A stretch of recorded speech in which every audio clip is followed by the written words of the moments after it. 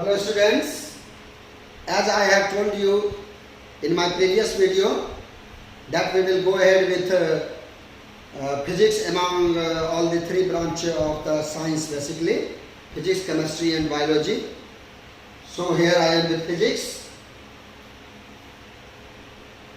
और जैसे कि फिजिक्स शुरू करेंगे तो सबसे पहला क्वेश्चन ही उठेगा कि फिजिक्स है क्या, क्या है फिजिक्स। तो physics is whatever you are observing, आप जो ऑब्जर्व करते हैं सबसे पहले वो फिजिक्स में आता है, केमिस्ट्री और बायोलॉजी बाद में। आप जो भी ऑब्जर्व करते हैं, जिस चीज को भी ऑब्जर्व करेंगे, they must have some dimension, they must have some dimension. Dimension that means length, breadth and height. और जैसे ही ये हुआ तो वो सबसे पहले उसका फिजिक्स हुआ, और उसके बाद आगे की चीजें देखेंगे उसमें। ऐसा देखा गया है कि बच्चों को फिजिक्स थोड़ा सा टफ लगता है, लेकिन इसका रीजन यही है कि हम प्रॉपरली ऑब्जर्व नहीं करते हैं। हम सिर्फ बुक के थ्योरी और डिफिनेशन और न्यूमेरिकल्स में लगे रहते हैं। हमारे आसपास जो फिजिक्स बसा हुआ है उसको हम ऑब्जर्व नहीं करते हैं कभी। बुक में जो एग्जाम्पल हुआ हमने उसको देखा, अभी मैं यहाँ बोल रहा हूँ।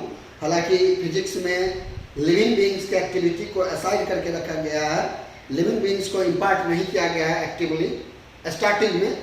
आगे जाकर के तो सारे सब्जेक्ट एक साथ कोलैबोरेट कर जाते हैं, लेकिन स्टार्टिंग में फिजिक्स में लिविंग बीइंग्स को असाइड करके रखा गया है।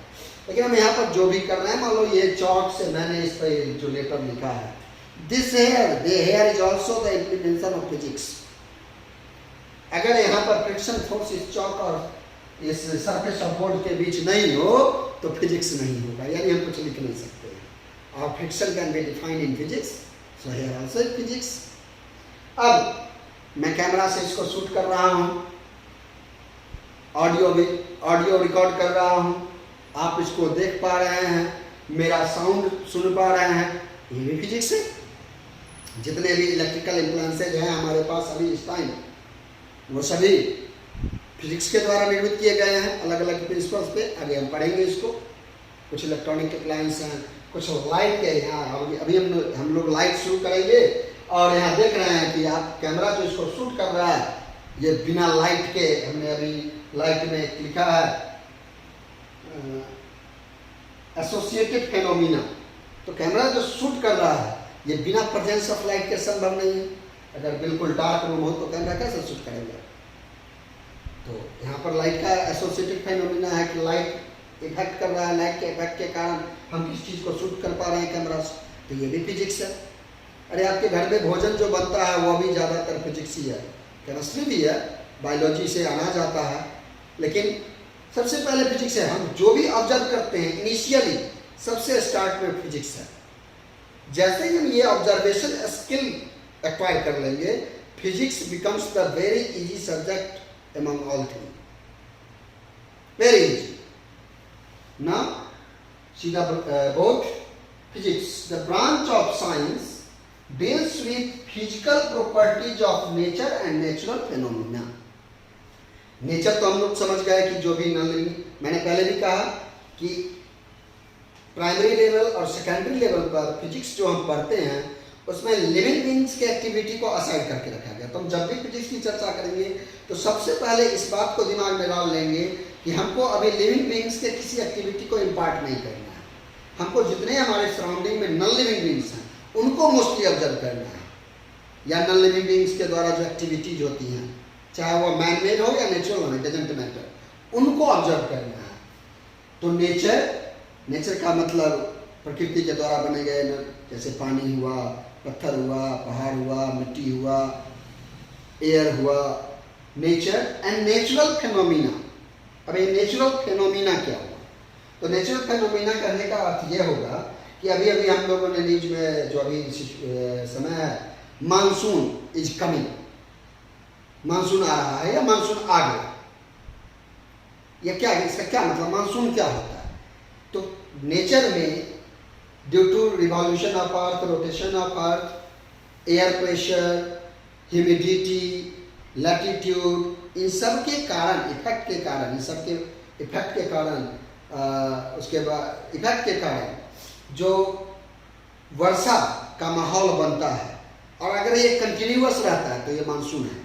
और यहाँ भी फिजिक्स काम करेगा, क्योंकि बिना फिजिक्स के इसको हम ऑब्जर्व नहीं कर सकते हैं, वेदर फोरकास्टिंग नहीं कर सकते हैं। तो वर्षा का होना, सूरज का पूरब से पश्चिम चले जाना, दिन से रात हो जाना, ये सब भी फिजिक्स है, और ये नेचुरल फेनोमिना है, इसको हम कमांड नहीं कर रहे हैं। चांद का घटना बढ़ना, अभी सोलर इक्लिप्स होना, लूनर इक्लिप्स होना, ये सब भी फिजिक्स का पार्ट है, और नेचुरल फेनोमिना हम इसको कहेंगे, जिसको हम कंट्रोल नहीं कर पाते हैं। तो these are example of natural phenomena. Rainbow का बनना, बादल का गरजना, बिजली का चमकना, lightning, thundering, formation of rainbow, tides in the sea, changing the shape of moon, rotation of earth, revolution of earth, changing the day to night, movement of sun. Actually sun doesn't move, but it seems the movement of sun from east to west. These all are natural phenomena which is not under our control. लेकिन इनके बारे में हम जो behind the region of natural phenomena जो पढ़ते हैं और फिर उसका अलग अलग जगह पर उपयोग करते हैं, वो भी फिजिक्स का ही पार्ट होता है। ये तो most popular definition of physics. अब हमने जो अपने शिक्षक से पढ़ा, हम उस डेफिनेशन को आपके सामने रखेंगे। ये दोनों ही डेफिनेशन है, आप इसको भी रख सकते हैं, ये भी पूरा सही है। और ये चूंकि हमने अपने शिक्षक से पढ़ा इसलिए आपको बता रहा हूं। The branch of science deals with the study of matter. जैसे ही मैंने कहा नॉन लिविंग बींग्स, जितने भी हमारे आसपास सराउंडिंग में नॉन लिविंग बींग्स हैं, even living beings also matter, but matter, तो मैटर का आई होप कि you know the definition of matter, anything which occupy a space and which have dimension is known as matter. So the branch of science deals with the study of matter, energy and interaction between them. मतलब matter और energy का जो effect है, जैसे दो matter था, एक board है, एक चौक है, मेरा एनर्जी है मस्कुलर फोर्स, और यहाँ पर उपयोग आ रहा है फ्रिक्शनल फोर्स का, और तब हम लेटर लिख रहे हैं। तो मैटर और एनर्जी का बहुत ज़्यादा फोर्स लगा देते तो ये चौक टुकड़े में बढ़ जाता, बहुत कम फोर्स लगाते तो ये चलता ही नहीं, बहुत ज़्यादा फ्रिक्शन हो जाता तब भी चौक नहीं चलता, बहुत कम फ्रिक्शन, बहुत स्मूथ सरफेस हो जाता तब भी चौक नहीं चलता। तो कितना एनर्जी चाहिए किसी फेनोमेना के ऑकरेंस के लिए, इसको भी हम फिजिक्स के अंदर ही ला सकते हैं, और लाते ही, ये फिजिक्स का पार्ट ही है। तो matter, energy and interaction between them.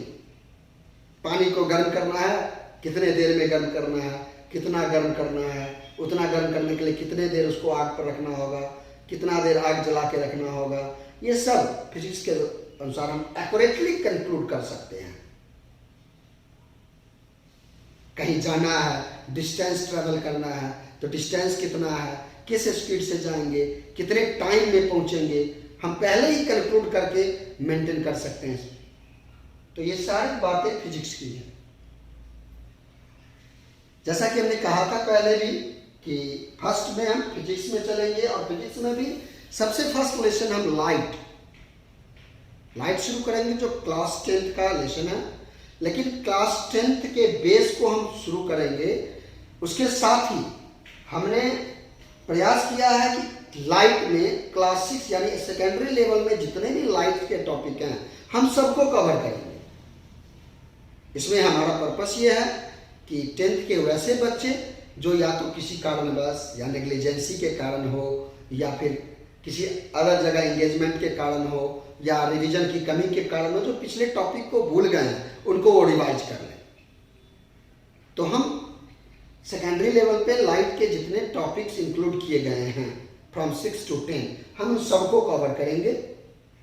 लेकिन बेसिकली यह क्लास 10th के लिए प्रोड्यूस किया गया है। अब लाइट फिजिक्स के उस पार्ट में जिसमें लाइट के बारे में, लाइट के इफेक्ट के बारे में पढ़ते हैं, उसको हम ऑप्टिक्स कहते हैं। तो what is optics? Optics is the branch of physics that deals with the study of light and its associated phenomena।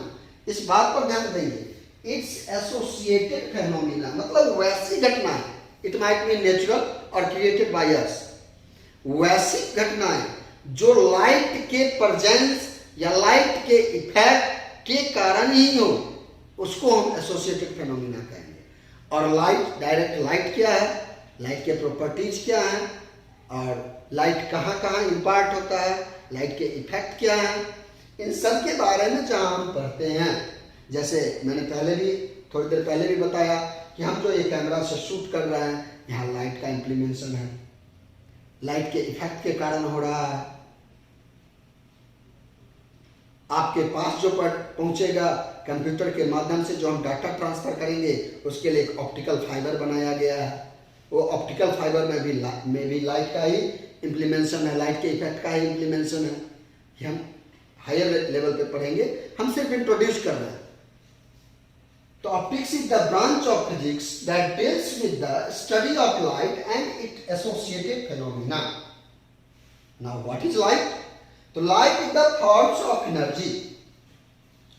Light ऊर्जा का एक रूप है। Light is the forms of energy. We can not see it, we cannot catch it, we cannot only observe it। हम सिर्फ इसको observe करते हैं, फील करते हैं।